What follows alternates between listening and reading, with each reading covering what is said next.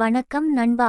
இந்த பிரபஞ்சத்தில் உதித்த உயிர்களுக்கு எப்போது, எங்கு, எப்படி மரணம் நிகழும் என்பதை அறிவியலால் கூட கணிக்க முடியாது. தன்னை வென்ற ஞானிகளால் மட்டுமே அதை அறிய இயலும். அப்படிப்பட்ட ஞானிகளை இக்காலத்தில் தேடினாலும் கிடைக்கமாட்டார்கள்.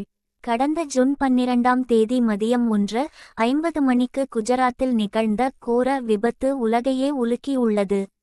பல கனவுகளுடன் தன் நாட்டுக்கு சென்ற இளைஞர்கள், தங்கள் பிள்ளைகளை பார்க்க சென்ற பெற்றோர்கள், தங்கள் குழந்தைகளுடன் சென்ற கணவன் மனைவி என 242 பேர் டாடா குழுமத்தின் ஏர் இந்தியா விமானத்தின் மூலம் லண்டனுக்கு பயணம் மேற்கொண்டனர். விமானம் குஜராத் சர்தார் வல்லபாய் படேல் விமான நிலையத்தில் இருந்து டேக் ஆஃப் ஆன 10 நிமிடத்தில் எதிர்பாராவிதத்தில் மருத்துவ மாணவ விடுதியின் மீது விழுந்து விபத்துக்குள்ளானது. இதில் ஒருவரை தவிர அனைவரும் உடல் கருகி இறந்தனர். இந்த விபத்தில் பலியானவர்களில் புதியதாய் திருமணமாகி தன் கணவனை காண சென்ற 21 வயதான குஷ்புவும் ஒருவர். ராஜஸ்தான் மாநிலத்தை சேர்ந்த மதன் சிங் என்பவரின் மகள் குஷ்பு. 21 வயதான குஷ்புவை லண்டன் நகரில் பணியாற்றும் விபுல் என்ற இளைஞருடன் கடந்த ஜனவரி மாதம் திருமணம் நடந்தது. திருமணம் நடந்த பின் விபுல் லண்டன் சென்றுவிட்டார்.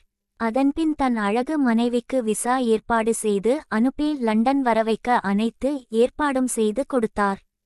குஷ்புவும் 6 மாதம் கழித்து தன் கணவனை காண காதலுடனும் கனவுகளுடனும் ஜூன் 12ஆம் தேதி குஜராத்தில் இருந்து ஏர் இந்தியா விமானத்தில் லண்டன் புறப்பட ஆயத்தமாகி தன் தந்தையுடன் குஜராத் விமான நிலையம் வந்தார்.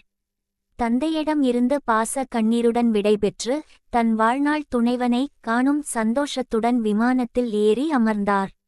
விமானம் வானை நோக்கி ஏற ஏற குஷ்புவின் கனவும் இறக்கை கட்டி பறந்தது. ஆனால் புதிதாய் முளைத்த அந்த சிறகுகள் சற்று நேரத்தில் எரிந்து தானும் அதனுடன் சேர்ந்து பஸ்பம் ஆவோம் என குஷ்பு எண்ணவில்லை.